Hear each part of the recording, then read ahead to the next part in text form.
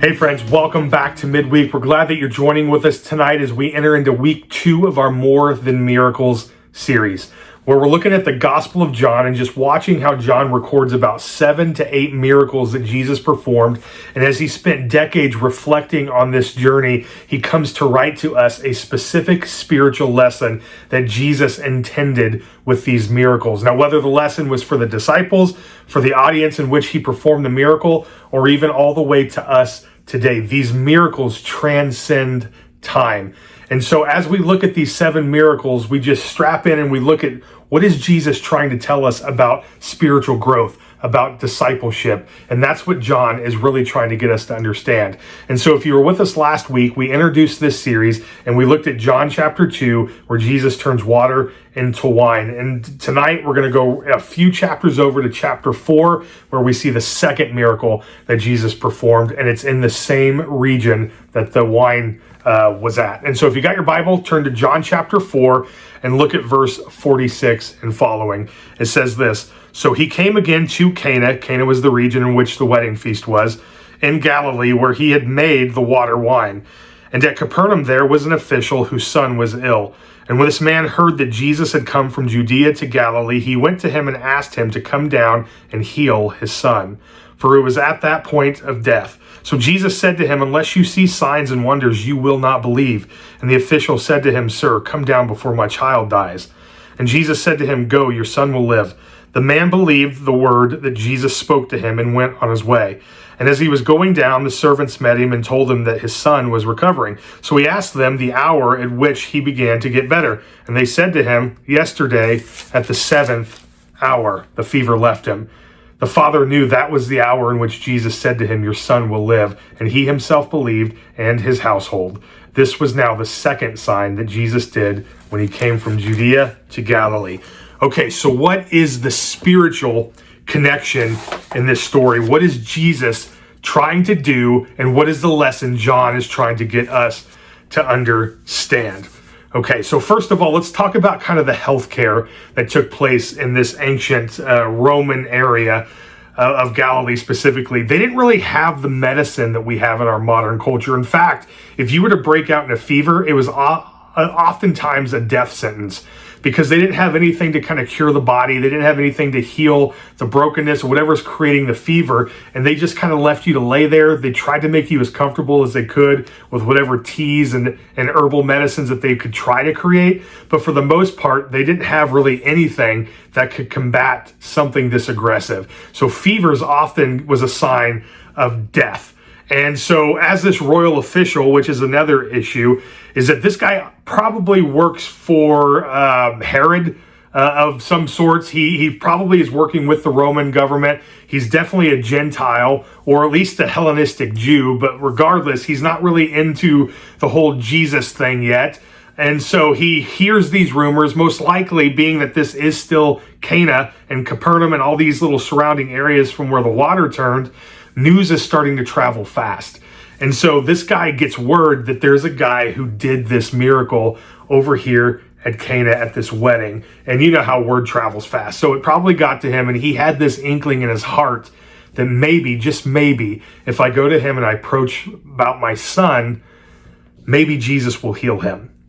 And so this is significant because, for one, Roman officials, or at least people of high caliber, they didn't beg, at least publicly. Like, that was beneath them to come and humble themselves and to beg for something like this. They were usually fairly wealthy, which I assume this guy was, had high standard, high morals, all this stuff was happening. But the problem is all the great stuff that this guy had, whatever money he had, whatever resources he had, even the entire kingdom in which he was serving, could not cure death. Death was inevitable. And the problem is this is his son. Now, a child dying in and of itself is an emotional journey, right? Some of you have already been through that. It is an emotional journey, but for these people, it was more than just an emotional moment. The firstborn, especially if it's a son, caused huge implications for your future, or the future of your family if they were to die. And so part of it is the financial future. Most likely these people who had all this income, they didn't necessarily just get to pass it down to the next generation unless there was a son to handle it. If there wasn't, it typically got absorbed by the government. And then the families, if there was any debts left to pay and the money couldn't pay that off, your family typically got sold into some sort of slavery or some sort of way to be able to pay that back. Not just your spouse that you left behind, but all the children as well. And so that was a huge implication for this guy to try to find a remedy to his son's fever. This was just very problematic, and he wasn't really sure how to handle it. So he humbles himself. Remember, rich people don't beg, at least publicly. And he humbles himself enough to go to this village rabbi. Now, Cana is not a significant town. It's a farming, fishing village.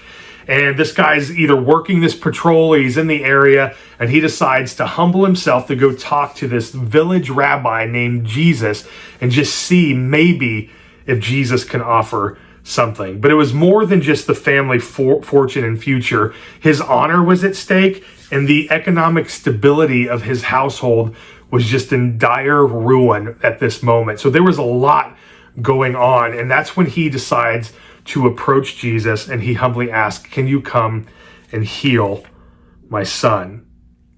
And that's where Jesus responds to him. He goes, "Unless you guys see a sign, you will not believe." Now, why is Jesus picking up on this? Well, because most of the Jews, in fact, probably all of the Jews, at least in this time frame, they continue to look back in the Old Testament, and how God often revealed himself is through miracles. And that's where we have journeys through the miracles. I mean, every time that God performed a miracle in the Old Testament, it was validating the message that this is God doing something.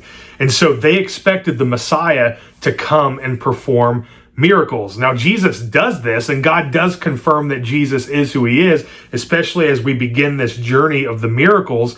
But what John is trying to get us to understand is that if you have a faith that is dependent on miracles and works, that is just not lasting. And so you build this expectation that God is supposed to just come and do something for you. In fact, if we were to land the plane here and bring it home, my guess is that you've been following Jesus for quite some time, waiting for him to do something for you, as if Jesus owes you anything. And John is starting to really pick up on this. And so he's looking at Jesus and what he's doing in this miracle, and it starts to click as he's reflecting on this. And he says, Jesus is teaching us a lesson here, because look at what he says to this ruler. He says, look, he goes, you guys are looking for miracles, but I'm telling you, your son is okay. And immediately he says, at your word, I'm going to believe you. And so then he goes, he starts to travel, and then a message gets sent to him saying, hey, your son is getting better. Everything's working. He goes, at what point did the fever break? And they said, well, at the 7th hour, which would have been about 1 p.m. the day before. And he goes, that's the exact precise moment in which I asked Jesus to heal. And he said, your son is going to be okay. That is crazy, because that defies all of the things that you and I think that miracles would do. Like, Jesus doesn't even have to be there to perform the miracles. But here's what's going on. What John is doing in this miracle, in this second sign or wonder or whatever you want to call it, is he's teaching us how faith develops over time. And there are 4 or 5 ways here that I think we can connect the dots. The first one is that faith development starts with a crisis-driven faith. My guess is that you came to Jesus because a crisis led you to him. Whether you just had a bad moment, whether you had a terrible circumstance take place in your life, whether you hit rock bottom, you lost a job, you got a divorce, maybe, God forbid, a child dies, whatever it may be, a crisis has led you to come to the feet of Jesus. But it didn't stop there, because that crisis faith often leads to a word-trusting faith. You may get introduced to Jesus through your crisis, but then you have to start taking him at his word. And so as you dive into church, as you read the Bible, as you study scriptures, whether it's being preached to you or you dive in on your own devotion time, you start hearing Jesus's words speaking into your life, and that faith gets stronger, and it moves you from the crisis to trusting faith. And then that faith becomes confirmed. That's the third step, is that your faith ends up becoming confirmed. I love that he quotes the exact hour when he asked his servants, hey, at what time did my son start to get better? And they said at the 7th hour. This is vitally important, because if you don't journal or at least write down some of the things that you're wrestling with God, some of the requests that you have before him, whether a prayer journal, whether you're just jotting things down, how are you ever going to see God moving in your life? I mean, you have to start to be reflective too as you start thinking of your journey with God. And you maybe write down your prayer request, write the time down, look at the time frame in which God is moving and working. But if nothing else, keep a little journal that's reminding you of what God is doing in the circumstances in which you're writing about. If you've got a strong prayer request, if you've got a struggle that you're wrestling with, if you're dealing with a circumstance that you don't really know how to talk about or comprehend, you can just jot the notes down, right? Just get the highlights, something that's going to trigger you, and maybe write the time that this was really heavy on your heart.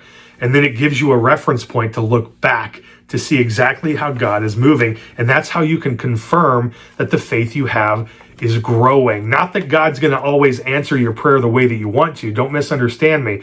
But it gives you a reference point to see, where is my heart today compared to where it was yesterday? Am I growing towards God, or am I moving further away from God? And these reference points are really crucial for spiritual growth. And then that confirmed faith, once you've kind of landed the plane there, moves into a communal faith. Notice at the end of the story, at the end of the miracle, the faith that this guy had for Jesus's word that turned to a confirmed faith ends up spreading throughout his entire household.